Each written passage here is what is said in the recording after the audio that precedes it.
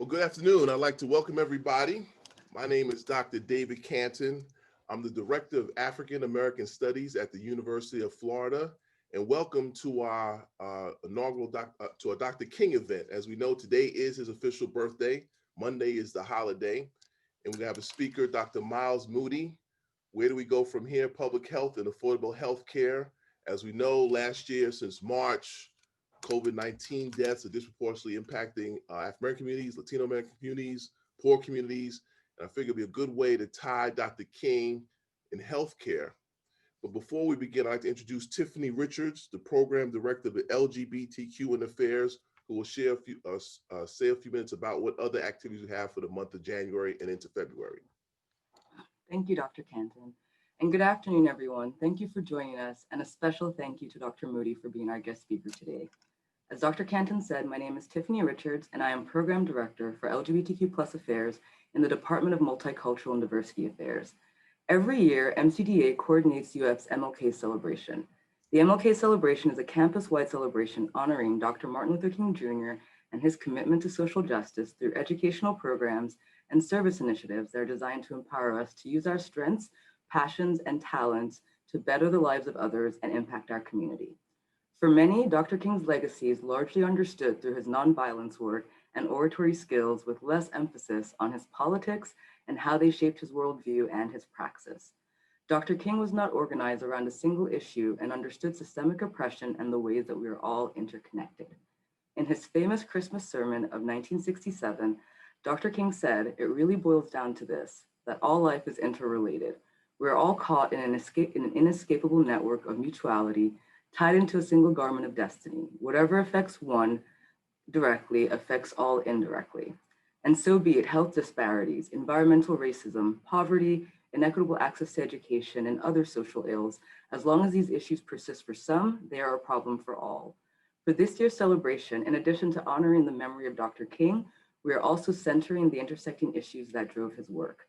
We can honor Dr. King's legacy not only through sharing his words, but also taking action in our own lives and communities to address the inequities against which he fought. We encourage you to check out the MLK celebration calendar at multicultural.ufl.edu to see upcoming events, and hope you'll join us at the Day of Service on January 18th and the panel event on climate change, housing, and race on January 26th. Thank you to our campus and community partners for organizing events, and we hope that you all will incorporate the lessons and knowledge shared this month into your activism year-round. Today, on what would have been Dr. King's 92nd birthday, I am honored that we are continuing the conversation and excited to hear from Dr. Moody. And I'll hand it over to Dr. Canton now. Thank you, Tiffany. And I'd like to say one comment. So we think about Dr. King's holiday, a day on, a day of service. Think about this. I think it's reform and transform. So while you feed the homeless, ask the question, why are there homelessness? When you feed the hungry, why are people not eating? So the reform part is the service, but the transform part is transforming institutions, asking critical questions. So maybe the next year you're feeding less homeless people. Next year there's less people not eating, and that's really what Dr. King's ultimate vision was. So service is great, but without trying to transform, really think about transforming these inequities, then it's almost like you're really not getting at the heart of what King stood for. So let me introduce our speaker today. Dr. Miles D. Moody is an assistant professor for the sociology department at the University of Alabama, Birmingham. He earned his Bachelor's of Arts degree in sociology from Morehouse College, where Dr. King graduated and was a sociology major in 2013, prior to earning his Master's of Arts degree in sociology at the University of Memphis in 2015. Obviously, that's the town where Dr. King was assassinated. Dr. Moody earned his PhD in sociology from the University of Kentucky in May 2020. His research interests include medical sociology, racism in health, mental health, racial disparities in health, and health equity. Dr. Moody's current research examines how vicarious racism-related stress impacts the health of Black Americans. And I'd love to introduce Dr. Miles Moody. Thank you for that wonderful introduction. Good morning, good afternoon. I'm on Central Time, so it's good morning here. But I just wanted to say thank you for having me, and let me just say how happy I am to be joining y'all today, albeit virtual. As we know, the start of 2021 has already been rocky, as we had to witness Trump and his trumpets storm the Capitol of the United States last week. And as we were once again reminded who has the complexion for protection, so to speak, in this country. I just want y'all to know that knowing that I could be here with you all today in observance of the legacy of my dear Morehouse brother, the great late Reverend Dr. Martin Luther King Jr., while discussing topics that are most interesting and most important to me, has kept me upbeat. So just want to say thank you for having me here today. I'm gonna go ahead and share my screen, which is probably the most commonly said phrase of 2020. Let's get us together here. There we go. Um, yeah, and I also know that we probably have a mix of academic and non-academic folks with us today, which I love. We need more spaces such as these. So I'm going to do my best to speak to both groups today as we move forward. And if y'all don't mind, I just want to take a quick moment to dedicate this talk to the loving memory of my uncle, formerly known as Baxter Leach, excuse me, but to us in our family, we just called him Uncle Richard. He was one of the prominent leaders in the sanitation workers strike that brought Dr. King to Memphis in 1968 when they were protesting the inhumane working conditions that existed there. And he's known for commonly declaring, "I am a man," as he and his colleagues simply wanted to be treated as equals. And today we stand on their shoulders. So this is for you, Uncle Richard. I also want to start us off with a quote that is most associated with Dr. King's views on health equity.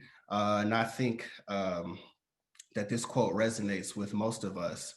Um, says, "Of all the forms of inequality, injustice in healthcare is the most shocking and inhumane." He said this at the convention of the Committee for Human Rights in Chicago in '66. And I think that this quote resonates with most of us because, as we know, health and wellness is vital.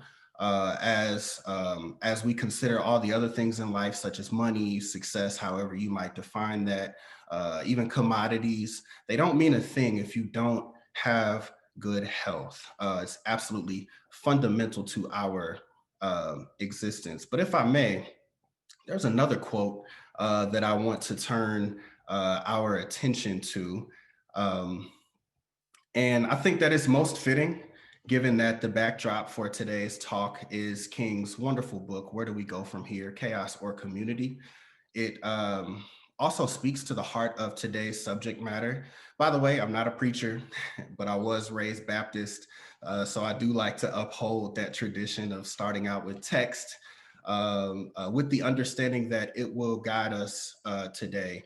And we'll be revisiting this quote later to connect some dots. So what Dr. King said was, "What is needed is a realization that power without love is reckless and abusive, and that love without power is sentimental and anemic." Man, that Dr. King, he was a colorful writer. Power at its best is love implementing the demands of justice. Justice at its best is love correcting everything that stands against love. Then he goes on to say, "There's nothing essentially wrong with power, but the problem is that in America, power is unequally distributed." And as I said, I think that we'll be able to connect some dots to that last line. So hang on to that.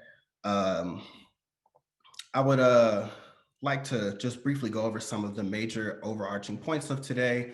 Um, First, racism is a significant social determinant of health in the United States, and it drives health disparities among individuals over the life course, or as some like to say, from the crib to the coffin, or the womb to the tomb. I actually prefer that phrase because, as we know, health disparities and health outcomes can begin in utero, so to speak. So I want to bring that to our attention first. And it's also my goal that at the end of today, we'll leave here with a better understanding of how racism impacts health through the sociological lens of Dr. King and others. Um, and I also hope that today we'll be able to see the significant need for structural changes and even radical changes as a key path to eliminating and reducing health inequities, particularly along racial and ethnic lines. So they've already done the bio of me, which I appreciate. I always like to include this because you just never know. But I do want to mention that I am a St. Louis native. The reason why I bring this up to you all is because in some of my slides later, I'll be using the city of St. Louis to describe issues that are not unique to the city of St. Louis, but are prevalent in just about every major metropolitan area of this country. Um, so everything else about me has already been said. I do study social determinants of health. That is my main focus as a sociologist. We're going to talk a little bit about what it means for health outcomes to be socially determined as opposed to biologically determined. I also like to study stress, particularly racism, as a social stressor for Black Americans in particular. And then if we have some time today, I'm going to talk a little bit about my specific research on vicarious racism related stress. Now, before this talk, I was kind of joking with some of my colleagues about how I don't consider myself to be a true King scholar.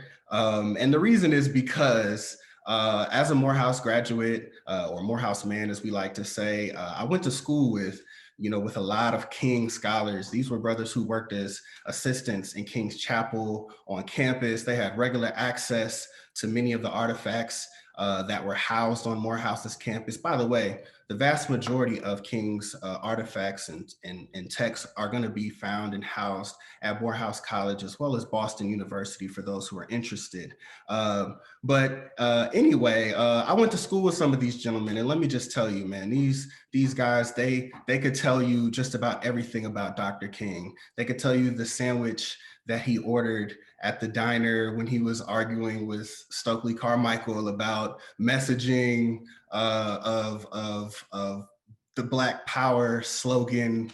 They could tell you a whole bunch of things, and I'm being facetious, and I'm going to put that aside for a moment and tell you what I do know about Dr. King. Because I do know some very, very specific things as it relates to healthcare, right? So, um, Dr. King, around the time that he began writing this book, Where Do We Go From Here? He was in the last few years of his life. So he was in his mid to late 30s. He had already led the bus boycott in Montgomery. He'd survived stabbing. He'd helped organize and lead protests here in Birmingham with the foot soldiers and the March on Washington. He'd been awarded the Nobel Peace Prize, led movements, and passed major civil rights legislation, such as the Civil Rights Act and Voting Rights Act, and essentially won victories that many people had fought and died for. But during this time in the mid to late 60s, he was struck by the fact that just a few days after the Voting Rights Act was passed, there was this uprising in Watts, and it was over an incident of police brutality that lasted for several days, I believe 6 days. And of course, Dr. King and his colleagues, they rushed out there just after their short-lived monumental victories. And when they got there, they started talking with the young folks who were in the streets, and the youth were saying, "We won." And when he asked what was meant by that, as he looked around and saw the destruction, the story says that one of the young men declared, "We won because we made them pay attention to us." Now, many of us here know that uprisings such as this are often the only resources that exist to groups who are the most marginalized. And it became abundantly clear during this particular part of the movement that legislation by itself was not going to be enough to bring about the changes that Dr. King and others have been fighting for over the past decade. And thus, in true sociological fashion, Dr. King began to shift his focus to the most fundamental areas of life chances for minorities and underserved populations. So in 1966, he chose to live part-time in one of the poorest Black communities in Chicago. I believe it was Lawndale. And he began focusing his attention on segregated schools that were deteriorating and dysfunctional, housing that was dilapidated, and the devaluing of Black communities. Also, the lack of job opportunities and the economic plight that many Black folks were facing at that time. And ultimately, what he desired was a coalition between Black folks and liberal whites that would help to garner attention and meet the needs of the poor through federal action, because he believed that these programs would ultimately cost billions of dollars and provide radical changes. What I'm going to do today, I'm going to talk a little bit about where we are. I'm going to provide some findings on the front end, and then I'm going to do a little bit of reverse engineering, talk about how we got here, particularly through the lens of, understanding racism as a social determinant of health, because there's a myriad of ways of how we got here, but today's talk is going to be focused on health because that's all we really are going to have time for, I believe. And then I'm going to talk a little bit about where we're going as far as research and translating some of those ideas into real action. And then if we have time, I'm hoping that we have time for some great questions and discussion towards the end. So first, I want to present some of the findings on where we currently are. Now, there are several sources for these findings. The bulk of these findings come from the CDC and the National Center for Health Statistics, because that's the source that I trust the most.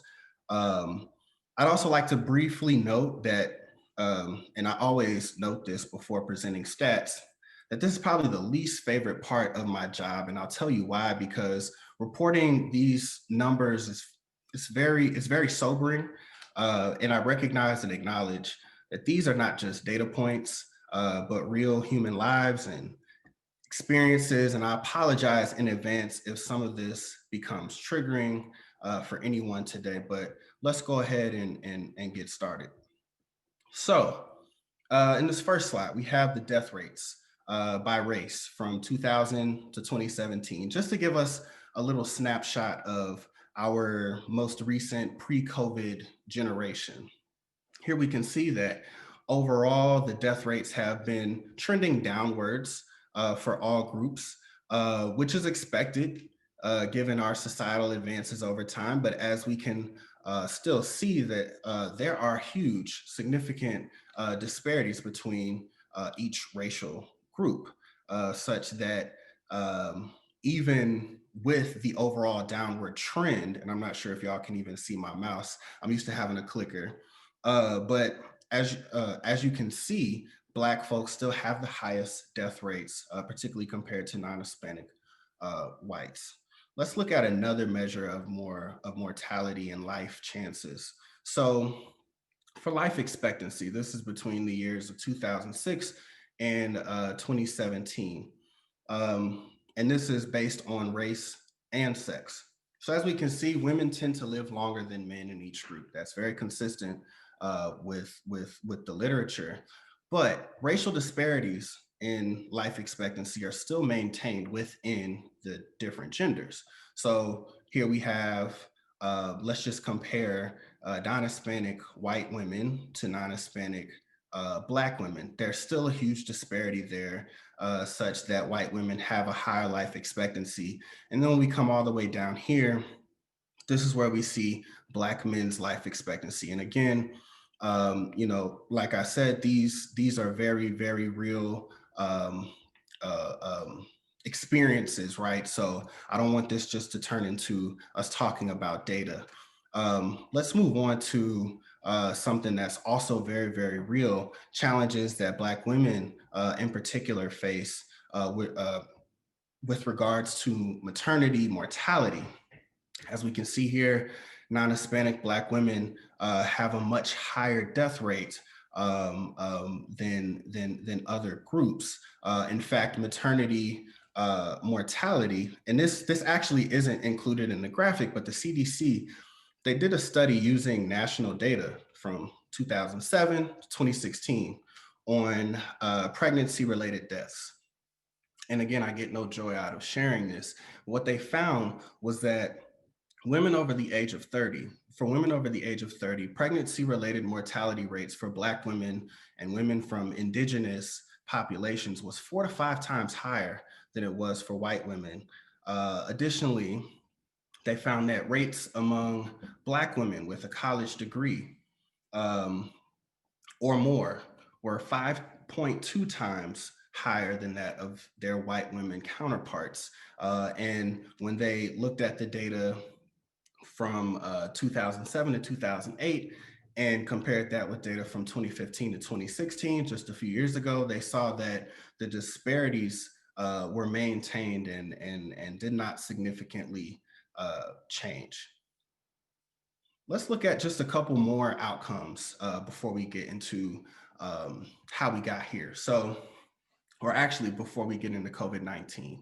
So here are some cardiometabolic outcomes by race. And this data came out of a paper in population research and policy review by Dr. Gooseby and her colleagues. And what they found on this study regarding cardiometabolic outcomes, which just refers to those health issues that are related to the cardiovascular system and obesity, hypertension, diabetes, et cetera. What they found was that Black Americans are more likely to have these poor outcomes regarding these things, but not just with that, it's also linked to sleep patterns. So according to these data, Black Americans are more likely to get less than 6 hours of sleep. And I think that that actually speaks to not only the health disparities that we see in the outcomes, but also what is happening externally, right? So when we think about the types of neighborhoods that Black Americans tend to live in, where there's more perceived disorder, et cetera, I found that to be quite striking. Just want to look at a couple more things. So outside of these health outcomes, we know that there are reasons for these disparities, such as people's access to care, which is a key social determinant of health. So let's just take a brief look at the breakdown of how Black folks' access to care has been shaped over the past decade or so. People, they have their views on President Obama's legacy and what his administration did to improve the lives specifically of Black people. But regardless of where you stand on this controversial topic, one of the most or more major things that he did was work to pass the Affordable Care Act towards the end of his first term. And just as a refresher, the Affordable Care Act, also known as Obamacare, largely expanded Medicaid by offering eligibility to more individuals who are living in poverty in any of the states that chose to participate, essentially. In short, Medicaid is a federal and state program that assists low-income people with medical costs and personal care services. So before Obamacare, about 1 in 5 Black Americans were uninsured compared to about 1 in 8 white Americans. And by 2014, once the ACA had fully expanded coverage, these disparities were significantly reduced, particularly among people of color. Now, in 2020, and I believe this was before the pandemic, there were still about 30 million people who were uninsured, and about half of those people were people of color. 14 states, I believe it's still 14, still refuse to expand Medicaid under the ACA.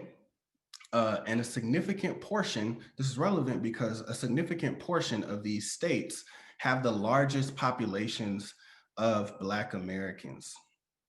And over 90% of the uninsured who don't have insurance because their state refused to expand Medicaid live in the South. And as we know, the South is home to the largest concentration of Black Americans in this country. And as we can see here, there was already what most would consider a public health crisis. And this was all before the pandemic began last March. Now let's skirt on to the pandemic real quick. Um, Many would consider this, like I said, a crisis within a crisis.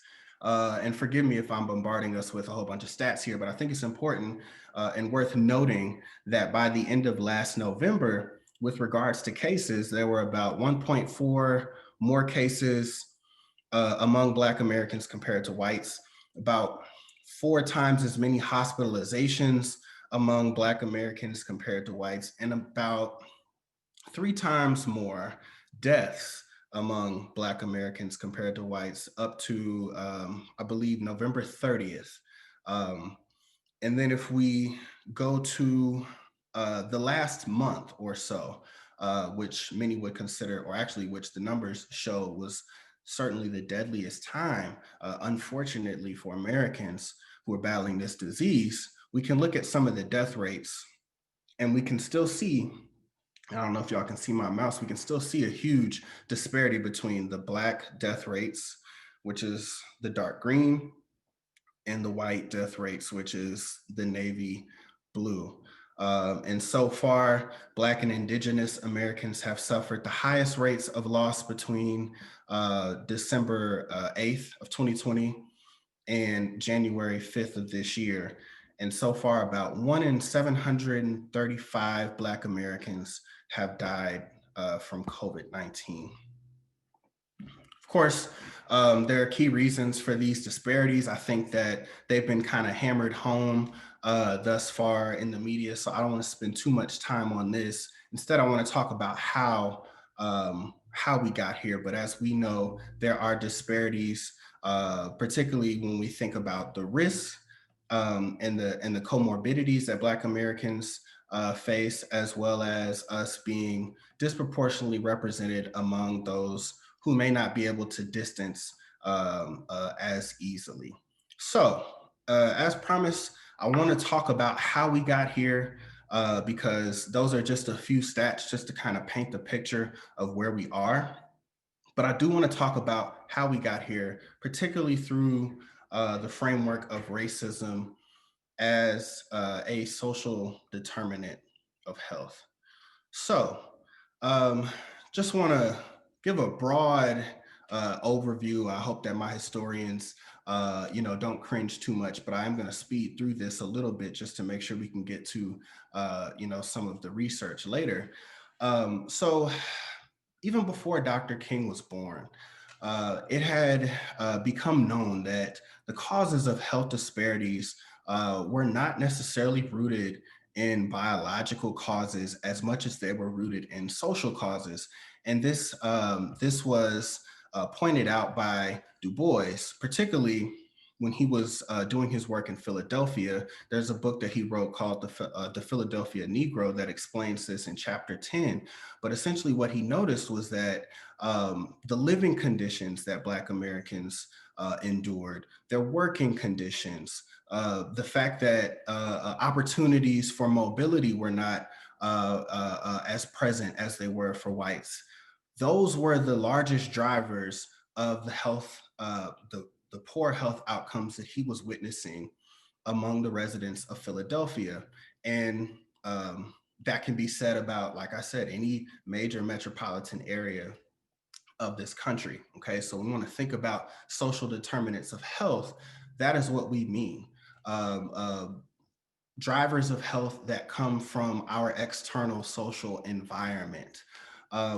But it was assumed that once certain legislation would be passed, such as Brown versus Board of Education, Civil Rights Act of 1964, Voting Rights Act of 1965, housing, et cetera, that there would be a decline in the significance of race when predicting health outcomes. In fact, sociologist William Julius Wilson wrote in his book, The Declining Significance of Race, that we should probably turn our attention to socioeconomic status more so than race now that all this legislation has been passed.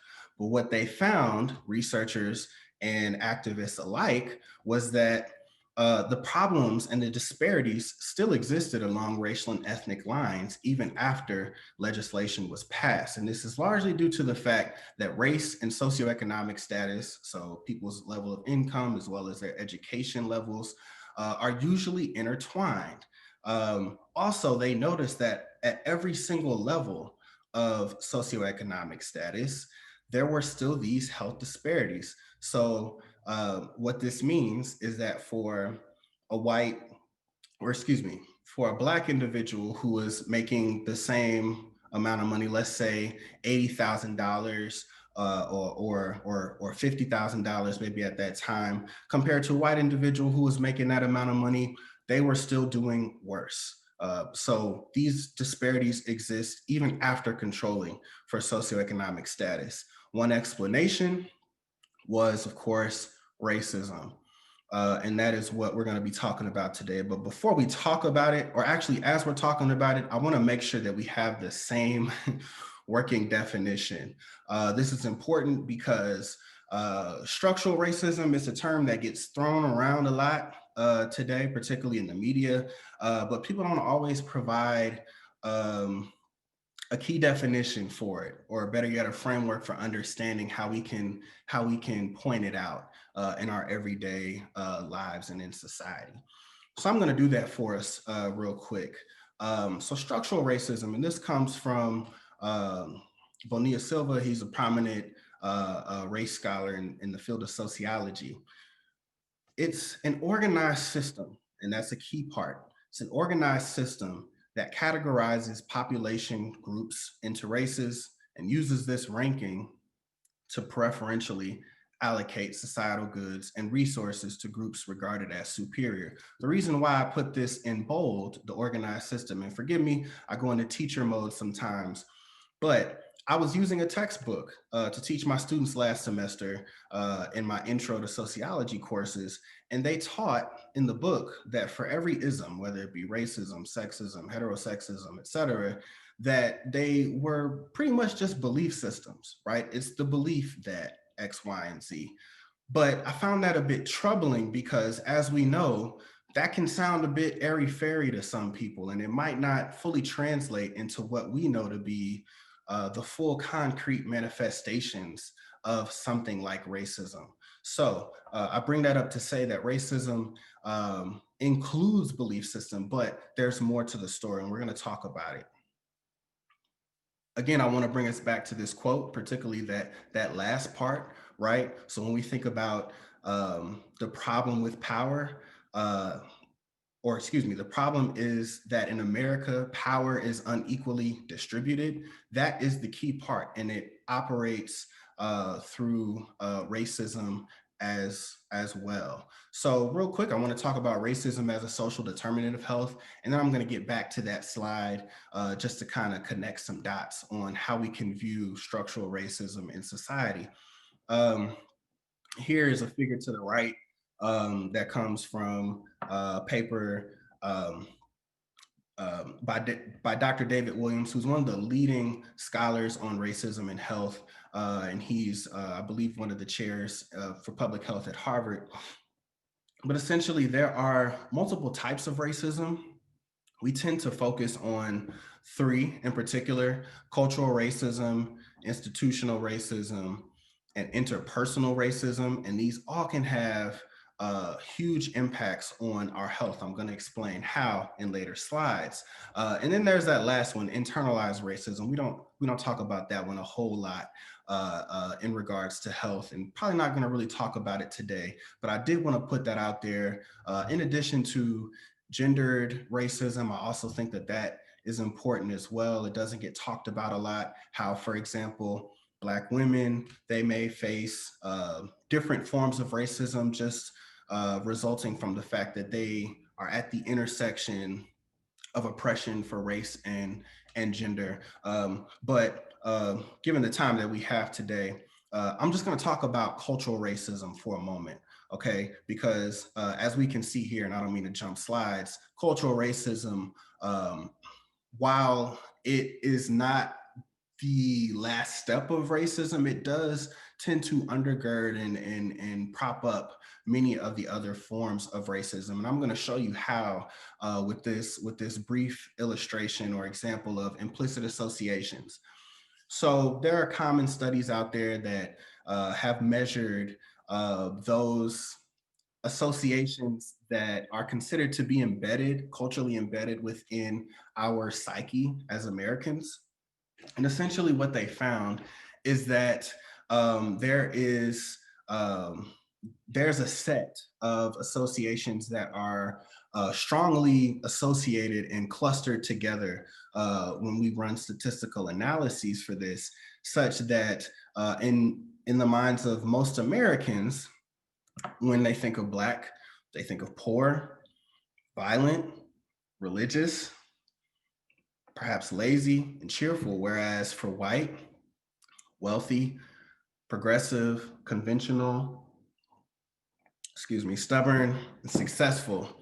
The reason why this matters is because, and I'm going to explain what is meant by implicit in a moment. The reason why this matters is because if you perceive individuals to be perhaps poor or violent, that is likely going to translate and direct and shape how you interact with those individuals. And just for comparison's sake, there are other implicit associations when we look at what people think of for women, what they think of for men. And by the way, these can be Black men and Black women, right? Don't want to act as if these are all separate. They're intertwined, right? Same thing with age. Um, and just to kind of give you a preview of where we're going, try to put this into the context of perhaps patient provider relationships in healthcare institutions. It's going to largely determine how people are treated. Now, just to bring us back to structural racism, another way that we can define structural racism, if the first definition perhaps is a bit unclear, we can spell it out and we can say structural racism includes the beliefs and attitudes, which we can think of as cultural racism, institutional arrangements, which is institutional racism, and acts, so discrimination, that tend to denigrate individuals or groups based on their phenotypic characteristics and ethnic group affiliation. Now, the reason why I'm going through this is because oftentimes when people think of racism, they think of racial discrimination. While racial discrimination falls underneath the umbrella of racism, it is not the only explanation of how racism operates, okay? But just to make sure that we're on the same page, discrimination just refers to unfair treatment or bias against an individual or group based on their racial group membership. Okay, this is important as we move forward, particularly that bias piece. We're going to get there in a moment. So I want to talk to us about how racism impacts health. There are a few key ways, and I'm only going to use the time that I have here to outline, I think, 3 ways. Residential segregation is huge. Okay, I've already explained kind of what Du Bois recorded when he was writing on what he was observing among Philadelphians. But I'm going to use an example from my hometown, St. Louis, Missouri, just to show how racial segregation in housing and socioeconomic position cannot be easily disentangled. So I'm a millennial, so I like to use memes every now and again to illustrate my points. Again, these are not issues that are unique to St. Louis. It can be applied to just about any major metropolitan area in this country. I don't want to understate that. But the meme on the left is one that I see that floats around quite a bit. This is very accurate as a St. Louis native. I can tell you this is very accurate. In the same city, you'll see bright lights. You'll see beautiful green grass. And in the same city on the other side, you're going to see dilapidated housing, buildings that are falling apart, and community neglect. And this is due to the Delmar Divide Well, actually, that's one of the reasons. And there's a lot that's been written about the Delmar Divide. It's been protested. I'm going to talk to you a little bit about the differences, but essentially Delmar Boulevard is this long street that goes from east to west, west to east in St. Louis, Missouri, where on the north side, well, actually, I'll get there. Oops. So real quick, just more images, right? Of of of just the stark contrast. And of course, these are the extremes, right? But it's important for us to note that these streets exist in the exact same city, and it's not by chance. The reason that I bring this up is because for um, for for me in particular, it is very frustrating sometimes when individuals will say, well, I've never personally experienced racism before. I've heard friends say that, I've heard prominent figures say that, celebrities like Lil Wayne has said that. And it's frustrating because when you challenge these individuals and ask them about where they grew up, what part of town they grew up in, what the housing looked like, what the racial composition was, and the socioeconomic composition was of their neighborhoods, what their schools were like, et cetera, et cetera. You come to find out that many of them grew up in all Black neighborhoods, neighborhoods that were neglected largely. And it becomes abundantly clear, hey, that's racism, because at some point in time, there were policies that stemmed from racism to make this happen. So real quick, just want to show you all a couple of images, including this one on the right that many people are aware of during the uprising last summer. This was in St. Louis, Missouri. Just a few blocks away from that, you will see homes that look nothing like the mansions that they were so desperately, trying to protect. Okay, a little bit more about the Delmar Divide. Again, this can be said about any city, I'm sure, in this country. So, when it comes to Delmar Boulevard, like I said, it's one of the oldest main roads in St. Louis. Um, and I'll just simply note that in the early 1900s, during the Jim Crow era, St. Louis passed a residential segregation ordinance, as well as racial covenants that effectively prevented Black folks from being able to move into certain white neighborhoods. Um, and while these covenants were eventually ruled unconstitutional many decades later, this structure was maintained systematically through phenomena such as white flight and other forms of racial discrimination as folks were seeking housing. People are familiar with redlining and essentially those policies that denied certain folks from being able to get their homes insured and being able to get loans, right? So, what did we see as a result of that? Now, the data on the right that you'll see in this figure, and I know that it's graphically competing with what I got going on, but I like to keep it this way because I think that it's important for us to be able to see the breakdown, right? So, for example, the home value on the north side of St. Louis or on the north side of Delmar Boulevard, the median, I believe, is $78,000. Median income is $22,000. Excuse me, 5% have bachelor's degrees, 99% African American. Okay, whereas on the south side, median home value is $310,000. The income is much higher. 67% have bachelor's degrees and is 70% white. Now, going back to what I said on the previous slide, again, this is not all by chance. And in fact, uh, uh, um, I believe that it further illustrates just how hard it is for generations to break out of what was set in place in the early 1900s and even before, and pull themselves up by their bootstraps. These are data from 2007 to 2011. And as someone who used to visit home quite regularly before the pandemic, I can tell you this is exactly what the city looks like. Um, and as it relates to health disparities, there's also lower life expectancy on the north side of St. Louis. There's higher perceived neighborhood disorder, right? That's a psychosocial stressor. That's going to prevent people from being able to say, let's say, exercise outside, or perhaps even children being able to play outside. If there's a whole bunch of crime in a neighborhood, and St. Louis is certainly known for that.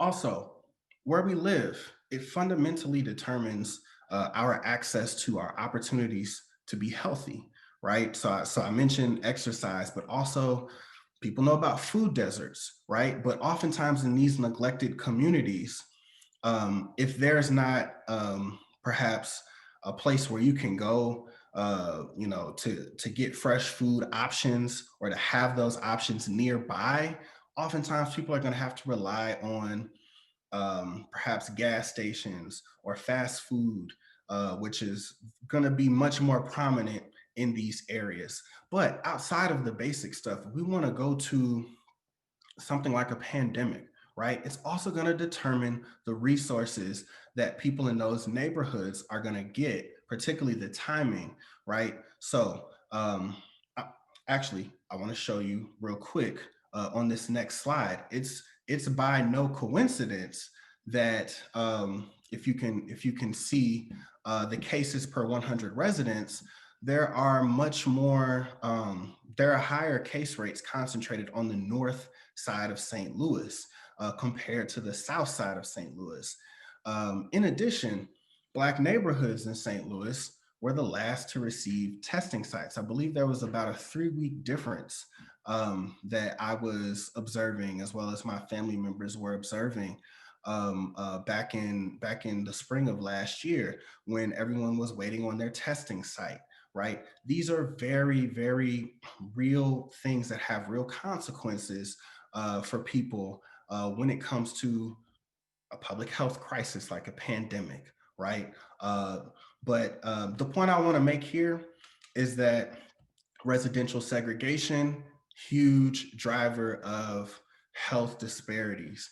Not only is it a huge driver of health disparities, but it is something that is going to take some radical structural change in order to fix.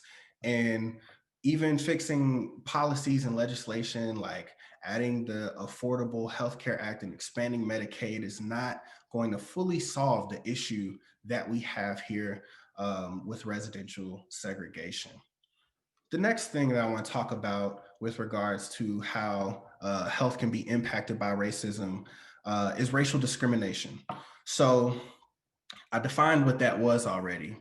And I talked about bias. We know what biases are, but I just want to point out explicit bias refers to the attitudes and beliefs that we consciously hold and express about a person or group, whereas implicit bias refers to those unconscious attitudes that we have.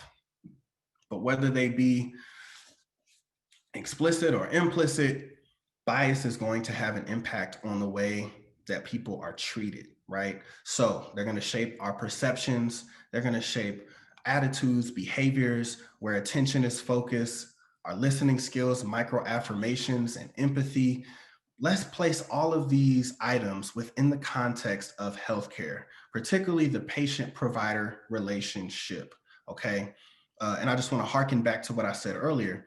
If, say, for example, a provider is perceiving that patient who is Black to be poor or violent or dangerous, that is oftentimes going to drive the way that they are treated.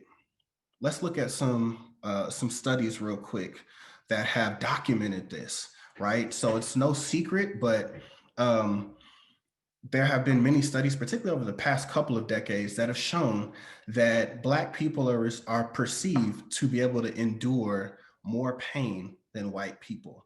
This is not airy-fairy stuff. Again, this is not just a belief system that just ends at belief systems, but it has real concrete actions. Okay, so here are a couple of studies that showed that not just healthcare workers, not just laypersons, but also medical students, they all agreed, particularly the white ones, all agreed or implicitly agreed that Black Americans could endure more pain.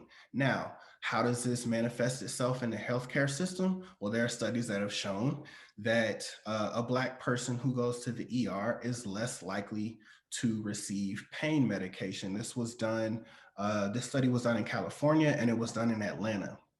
Um, and Black and brown people were less likely to receive pain medication. I know it sounds wild, but when we think about what is known as the racial empathy gap, that is how we get there. Folks not being able to quote unquote feel our pain or perceive our pain. And there are some very innovative studies that have shown that through physiological reactions and stuff like that. I encourage you all to look into that. We just don't have time to discuss it, unfortunately, today. But in addition to the racial empathy gap, there are other forms of biases in healthcare that are going to impact the outcomes that Black people face and endure. One is that racial and ethnic minorities are also more likely to be talked down to during that patient provider interaction rather than listen to. Again, if you perceive someone to be poor or dangerous, it's been often said that that healthcare providers may perceive Black folks or minorities as folks who are just coming who need something, as opposed to folks who have their own agency and they know what's best for them. Unfortunately, we've seen this time and time again with Black women being gaslit, during the birthing process and prenatal care, et cetera, et cetera. And that has awful outcomes as a result of that. And that stems from racial biases. Lastly, and it doesn't end here, but I just want to throw out some examples. The criteria and the screening protocols, we've noticed some racial biases with regards to those as well. One was highlighted last spring when people were talking about how there was this scoring system for allocating, critical care during the pandemic, such as like a ventilator, and who would be most likely to survive. Well, we know if Black folks have um, uh, uh, an increased risk for comorbidities, then they may be less likely to survive and thus may not get a ventilator. That's just an example. But there's also been a racist history of screening protocols such as BMI. Um, I know that my own personal experiences with that. Growing up as a kid, as a young boy, I was a three-sport athlete, and every year I went to the doctor. They told me and my mother and my father that I had, I had a high BMI, but I was perfectly healthy, right? And then the last, colon cancer, right? We saw, unfortunately, with the passing of Chadwick Boseman, that perhaps given the fact that Black men um, who tend to have an earlier onset for things like colon cancer, perhaps we should make the screening age a bit earlier because he died in his early 40s. Um, okay, I want to move on in the interest of time. There are also perceptions of trustworthiness that have an impact on health outcomes for Black people in particular. And the reason why I say perceptions of trustworthiness is I want to be very, very clear about who the onus is on, right? Oftentimes in the media now we'll hear about medical mistrust among Black Americans, when I and many of my colleagues and others think that it should be reframed as trustworthiness of institutions. As we know, institutions have not exhibited um, an adequate level of trustworthiness towards Black Americans. And many people bring up the Tuskegee experiment. But in the same spirit of Dr. Harriet Washington, the author of Medical Apartheid, I want to almost redirect our attention to the more day-to-day interactions that Black people have with the healthcare system. Because if we focus on that study and that study alone, we may risk obscuring some of the things that truly leave Black folks feeling as though they can't trust healthcare systems. Here's some data that came out of some researchers' studies from Johns Hopkins. This is back in 2003. The reason why I like to highlight this study is because, as some of you may recall, in the early 2000s, many people were saying, this is a post-racial society, et cetera, et cetera. So I want to put this in context, right? That around this time, there were huge disparities along racial lines about whether or not people could trust their physicians, their health plans, and their institutions, right? So as we see here, if we look at the percentage of white folks in the study who say they trust their physician is 80%, right? But if we look at the statistically adjusted percentages for Black folks, it's 43%. It's cut in half. That is going to significantly impact whether or not Black folks are going to get care, seeking care, whether or not they're going to get the care that they need, right? Um, et cetera, et cetera. And we see a same trend with the health plan and hospitals. I'm going to kind of speed through some of this. But it's the trends that we would expect, right? Want to point out this last one on the right, right? Hospitals. The statement is hospitals have sometimes done harmful experiments on patients without their knowledge. 29% of white folks said yes or agreed with that statement, whereas almost 60% of Black folks agreed with that statement, right? So there are huge contrasts in how groups perceive institutions to be trustworthy. That is going to significantly impact the type of care that people seek and the type of care that people are getting, which of course impacts health, right? And then the last is racism related stress. And please, moderators, if I'm going over time, let me know. But I just want to briefly talk about how stress, and this is more so in my bag of research, right? How stress can not only impact mental health, but also physical health. And if I may, there's another quote that I wanted to bring up from Dr. King. And I'm actually going to read the whole quote, if you all don't mind, because I think that it paints a picture. And it said, and this is from the Where Do We Go From Here text. It says, and so being a Negro in America is not a comfortable experience. It means being part of the company of the bruised, the battered, the scarred, and the defeated. Being a Negro in America means trying to smile when you want to cry. It means trying to hold on to physical life amid psychological death. It means the pain of watching your children grow up with clouds of inferiority in their mental skies. It means having your legs cut off and then being condemned for being a cripple. It means seeing your mother and father spiritually murdered by the slings and arrows of daily exploitation and then being hated for being an orphan.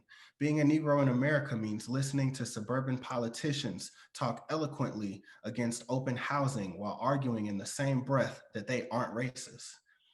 It means being harried by day and haunted by night by a nagging sense of nobodiness and constantly fighting to be saved from the poison of bitterness. And then lastly, he ended by saying, it means the ache and anguish of living in so many situations where hopes unborn have died. And this is coming from a man who, unfortunately, after his assassination, when they did an autopsy on his body, they found that Dr. King had the heart and the cardiovascular system of a 60-year-old man at the age of 30, 39. So I think that it's important for us to take stress and racism related stress very, very seriously.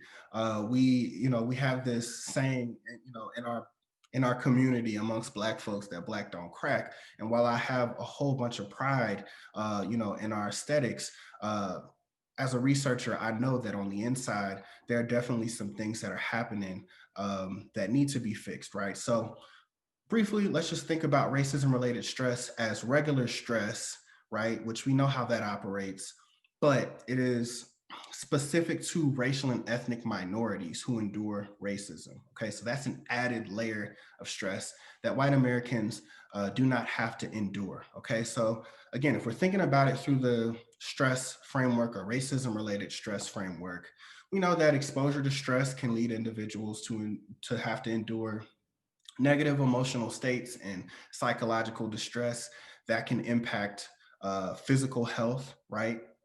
As well as mortality.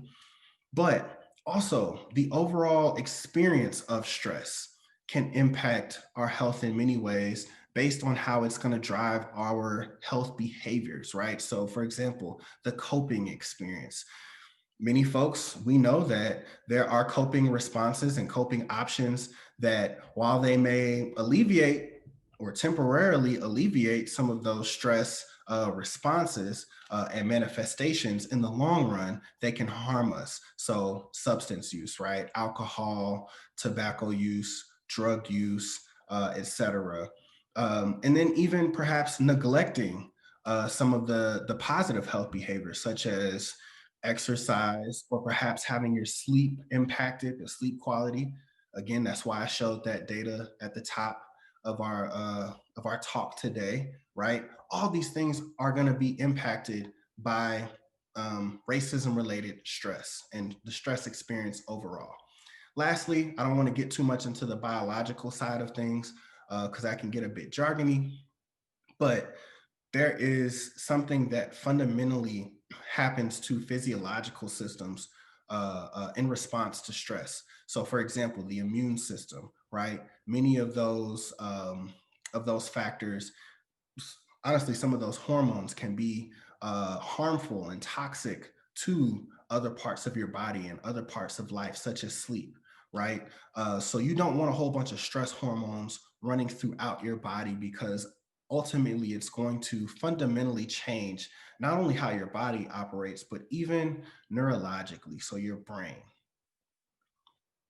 Now, there are some theoretical paradigms that are most commonly used. I'm kind of rushing through this because I know I'm coming up on time, but we like to use the biopsychosocial model of stress. All that simply means is that we consider the biological factors and how those interact with the psychological factors, and, as I've been saying this entire time, our environmental social factors, right? So things that, again, are external to us. Um, all of this works together to determine how we handle stress. Um, there are a couple of other things that I want to bring up about racism related stress, particularly vicarious racism. It was outlined through the racism related stress framework that was provided by psychologist Dr. Shelley P. Harrell back in 2000. And vicarious racism, it's been talked about even before then. I know Dr. Beverly Daniel Tatum talked about it in one of her books in the late 80s. I believe other scholars have mentioned it and recorded it, but essentially, um, well, I'm going to go ahead and define it for us real quick, because this is actually a gap in the literature, and this is where we're headed, right? This is where my research comes into play, because we still don't have a bunch of data to talk about how vicarious racism impacts health. Okay, so let's just briefly define it, right? Vicarious racism, see experiences of prejudice and discrimination that happen to members of one's family and close friends, as well as those involving strangers. Part of the reason that we don't have a bunch of studies on this yet is because the way that we were measuring discrimination and racism was through the lens of the respondent. So, questions and surveys might say, have you ever been denied a loan from a bank unfairly? Have you ever been, brutalized or had poor interactions with law enforcement, et cetera, et cetera? But they don't always ask if you have experienced it, have your children experienced it, have any of your friends experienced it, your spouse, your loved ones, et cetera, or are you witnessing this on perhaps social media, right? That's become very popular over the past decade. Um, and again, I know I'm moving quickly here because I'm coming up towards the end. But what we do know is that there are some commonly used terms for vicarious racism, even before we got uh, to the point where we're calling it out as what it is, right? Particularly the transgenerational health effects of racism. Again, it's why I like to say from the womb to the tomb, essentially because people are going to be impacted by the racism related stress that their mothers endure, right?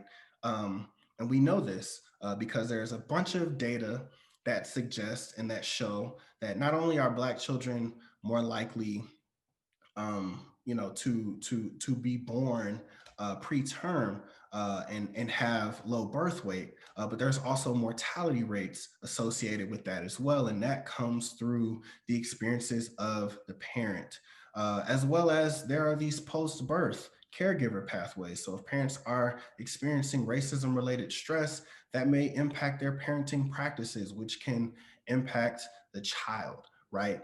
Now, I'm being very, very specific. I know earlier I was drawing broad strokes, but these are some of the more specific ways that racism can quote unquote get underneath the skin. Okay. Um, Let me see here. There are studies that have shown that vicarious racism can impact blood pressure. It can lead to higher blood pressure. In fact, one study found that vicarious racism and discrimination had a higher impact on the respondents' blood pressure than their own experiences of discrimination. That's huge. In these studies, they use biomarkers and they found that vicarious racism was associated with these genes that are commonly linked to mood disorders, right? Also, it can increase disease activity. There are some studies that are showing that now. And then lastly, because getting to mental health, this is what people really want to know, or what they've been asking over the past or the past 5 or 6 years, is how is watching police brutality impacting my mental health? Well, one study found, and this was using national data, that police killings of unarmed Black Americans were associated with up to 1 to 2 months of poor mental health days after exposure. Whereas they found, in comparison, to the white respondents in the study, there were no mental health consequences at all. So I've they've been putting in the chat that it's time for me to wrap it up. So I'm pretty much going to end here. If you all have questions about some of this, I'm happy to talk more about it in the question and answer. I have some of my own preliminary findings. One that I want to quickly highlight. I have a paper under review right now. But what I found is that Black women, unfortunately, are being burdened disproportionately with the secondhand experiences of racism. And one story that I hate, happened, but I like to bring it up because people are aware of it, is the story of Erica Garner and the tragic death that happened to her because of what was going on with her father, right, and her unrelenting efforts to seek justice, based on what happened to him. So I'm going to leave it there, and if we have questions, I'm happy to answer them. And let me get out of here. All right. Appreciate that presentation, Dr. Moody. So it's question and answer time. So go ahead and let's see. Are you in the chat?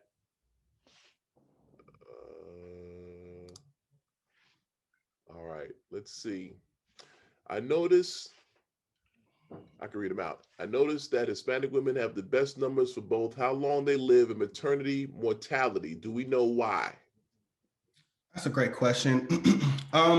So part of that is due to how those data are collected. So we still have issues with that, and I think the census is still trying to work that out because unfortunately we're kind of lumping all Latinx populations together, and that is going to obscure what's actually happening. Many studies have shown that native born, or I'll just say Latinx Americans who are born in America actually tend to have worse health outcomes than those who immigrate to America. So we have to disentangle all of that. There are reasons for that as well.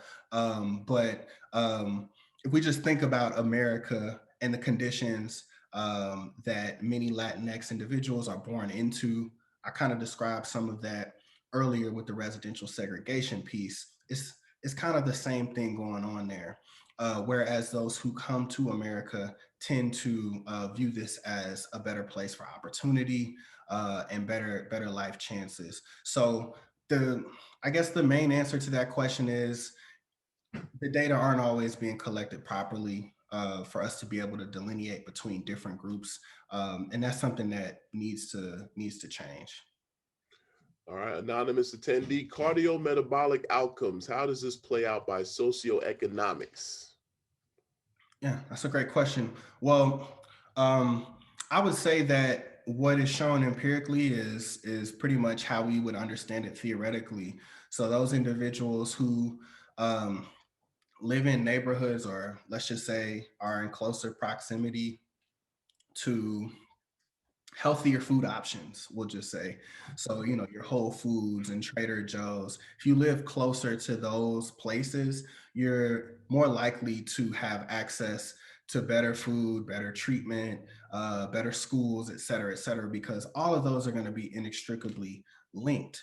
And as I said earlier, it is very hard to disentangle those, but there are groups, particularly Black Americans. We know folks who were able to move to middle class neighborhoods once they got better socioeconomic status or got more education, better jobs, and that can impact their health outcomes. But I do want to make a note about that. We still find that part of the reason why there are disparities among um, Black and white Americans at every single level is because Black folks are still more likely uh, to have been born, excuse me, in lower socioeconomic environments. And as we know, the body records everything. So what happened to you as a child, it's still in you, it's still on you. So that is part of the reason why even as Black folks progress in life, are still going to fare worse than their white counterparts. Okay. Next, Katie also had a question about the quote. I'll tell her right quick. It's from Dr. King's book, Where Do We Go From Here, Chaos or Community? And I'm asking her, she says it, I'm confused. It looked like the quote, trust my health plan trend on the perceptions of trustworthiness slide is the opposite of the other two trends. I don't know if you're about to retype that and ask that again. Um, I'll try to help out here. And believe it or not, there are some times where we see in the data is not exactly what we would expect. And that, I mean, if you want to have, high integrity for your reporting, you're going to report what's there. So let's see here. Yes, so trust in the healthcare plan. Um, so I'm not quite sure what the explanation was for that in this specific paper, but what I will say is that trusting or excuse me, having trust in a healthcare plan versus the one-on-one physician, that you're going to be working with, who is going to actually be prescribing and telling you what you need to do. I would say that it's much more significant that Black folks gain more trust in our physicians, or better yet, they exhibit more trustworthiness. But here I would just say that we're probably more likely to trust a plan because perhaps we perceive plans to be less biased than providers or people. This is from Lance Greevely. He's in the anthropology department here. So happy to see Dr. Moody citing work of vicarious racism and blood pressure from our research group here at UF. One limitation of our approach in that work is that we were limited to what's happening in people's close networks. What do you see as the best way to capture vicarious exposures through social media or even regular news? Yeah, great question, and I'm glad I was able to present that as well. Thank you for doing the work because it's helped to guide my work. And I wish we could see each other. Anyway, but I would just say that I would follow the example that was presented by the Bohr study, and I just want to pull that up one more time. Sorry, y'all.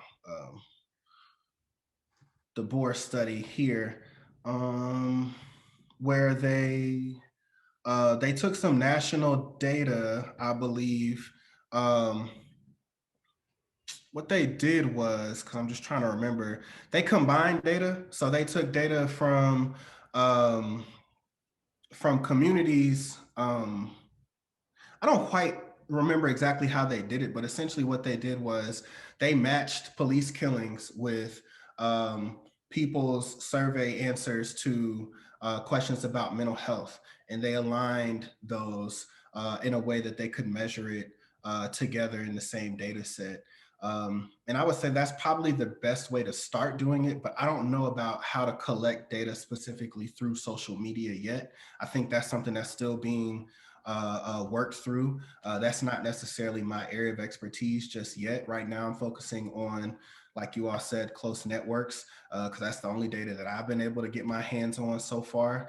And I think that it's important, but I'm hoping that people continue to work on this and provide more evidence, because we know that there is a relationship there between witnessing these things and mental health and physical health, but we just haven't provided enough empirical evidence to be able to say this is what the impact is. So we're going to continue working on this.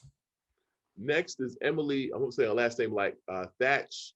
Thank you for sharing your knowledge, time, and means with us. My question is, how do we apply more pressure to medical schools, institutions to do more tangible action, curriculum changes, commitment to action and advocacy for marginalized communities and Black, Indigenous, people of color, faculty, students, staff, beyond having a town hall and conversations? I promise you, if I knew how to effectively do that quickly, we would be doing it now. I think it's a very, very complex thing that we're going to have to address.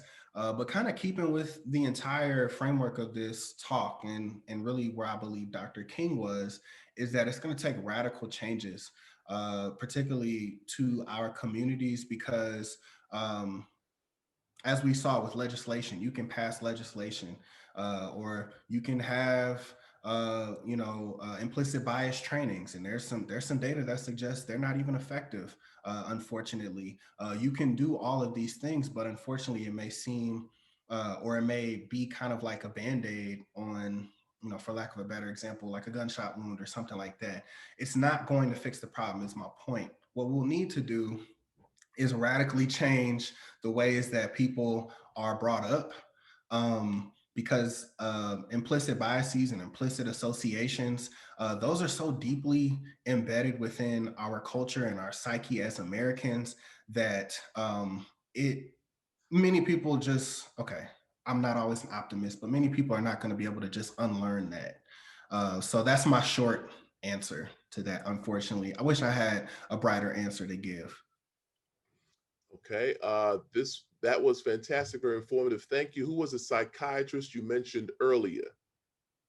The psychiatrist, I mentioned a couple of folks. I know I was talking about the psychologist, Dr. Shelley P. Harrell. She provided a racism related stress framework that pretty much outlines all the forms of racism related stress. I know that Clark and David Williams and others came along with a biopsychosocial model for racism as a social stressor that's in the same vein. Those papers came out within a year of each other. But I think recently there was a paper that came out, From the Crib to the Coffin. Oh man, it escapes me the first author on that paper and colleagues, but it's several psychologists who actually propose that we start using specifically aimed strategies during counseling and mental health treatment and therapy for Black Americans who experience racism related stress specifically, and that a one size fits all approach to therapy is not going to work for everybody. So I hope that that helps. I probably should have put that in some notes for you. I'm sorry. Do you see Biden's policies aiding Black communities? What is he missing, and what does his administration need to be focusing on for the next 4 years to rid the healthcare of systemic racism? That's a great question. I think that if we're talking policy, which is important, I don't at all want to come off here sounding like policy is not important. We need policy changes, but one, we have to keep the Affordable Care Act and hopefully expand more Medicaid. Because there are still several states, and I think we live in these states where they maybe haven't adopted the full coverage of Medicaid, and it's awful because most of the states are in the South, where it's the largest concentration of Black folks. Ooh, excuse me. So I think that we're going to need to do that, but also we're going to have to focus on, like I said, outside of just policy, we're going to have to focus on, and again, this is very radical, but we're going to have to transform our communities because healthcare begins before we get, to the institutions.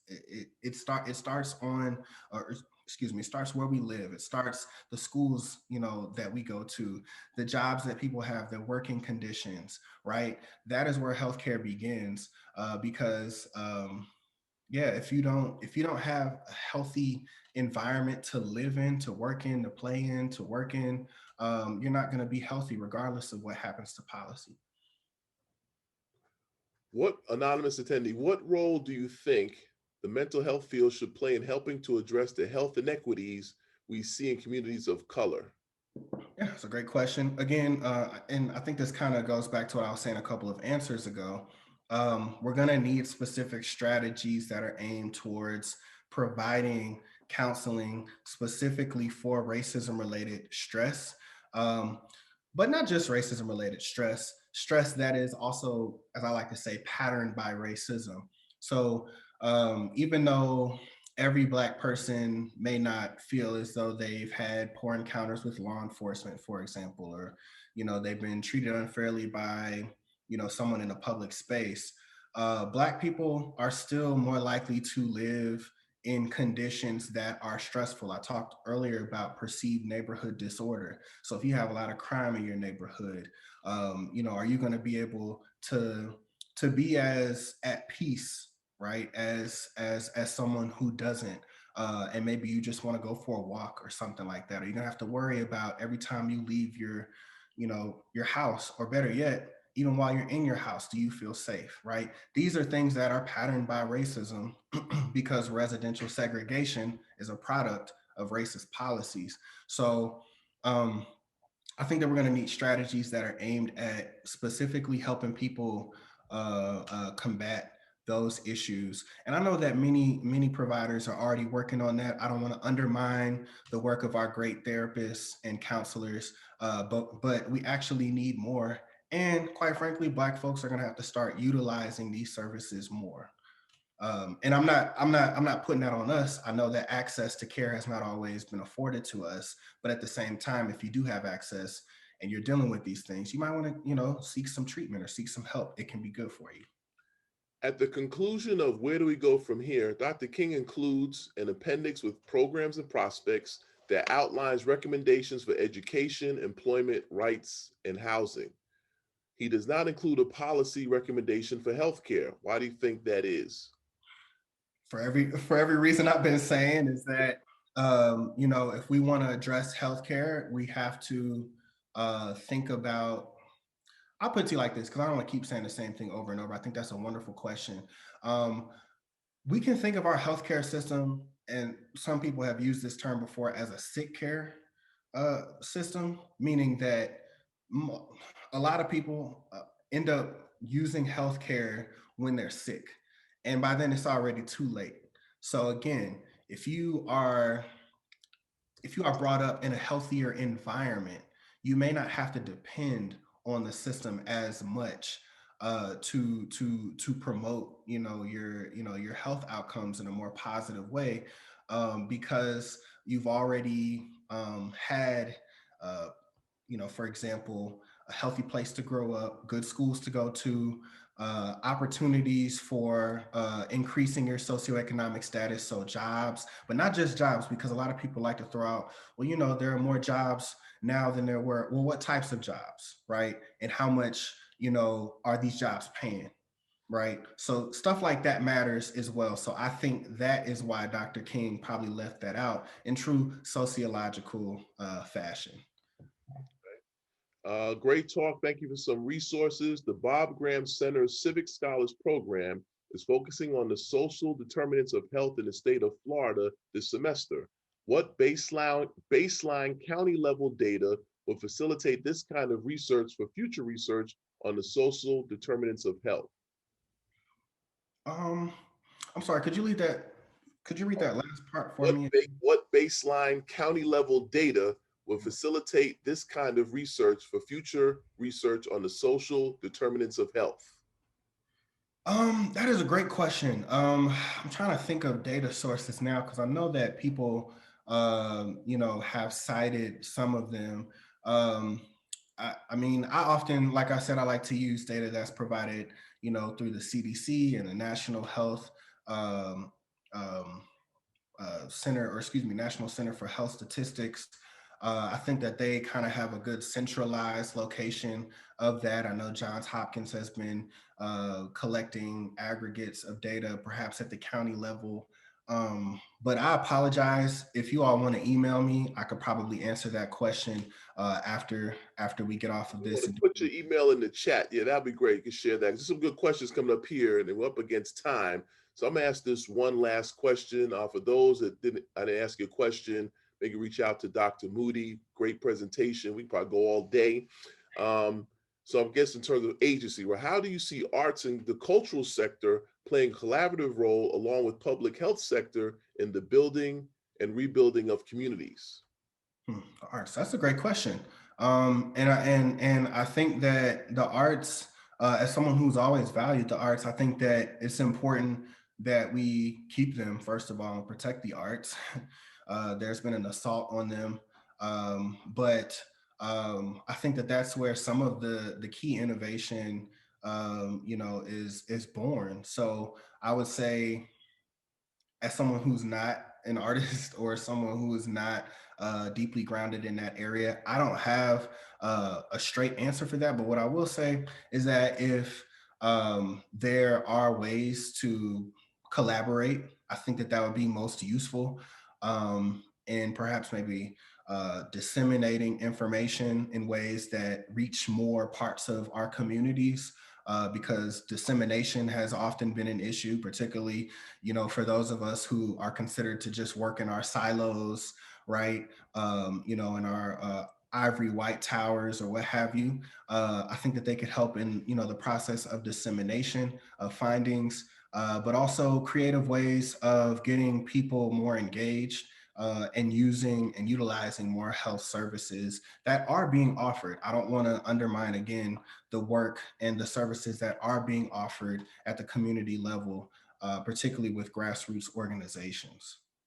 Well, Dr. Moody, we thank you for this wonderful presentation and starting off our Dr. King month of week 2 week celebration. And again, reform and transform, try to reduce stress, and that these are structural issues. And as you said, not just blaming Black people, but also on the other hand, physical activity, drinking more water, whatever. But fortunately, this will set a standard. And as we're saying, that Dr. King Day should be every day.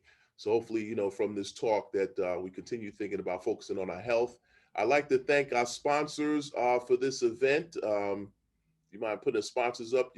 Our sponsors, African American Studies Program, the College of Liberal Arts and Science, Department of Political Science, Department of History, Department of Sociology, and the Chief Diversity Officers all co-sponsored this event. I'd like to thank everyone for showing up. We had over 200 people attending the events. Make sure you check every calendar, attend as many events as you can. Please reach out to Dr. Moody if you have any more questions. Dr. Moody, thank you for your time. Tiffany, thank you for sharing a few words about Dr. King. Everybody have a great weekend. And remember, Monday is a day on, not a day off. Hope to see folks being engaged in some service activity. Have a great weekend. Bye-bye.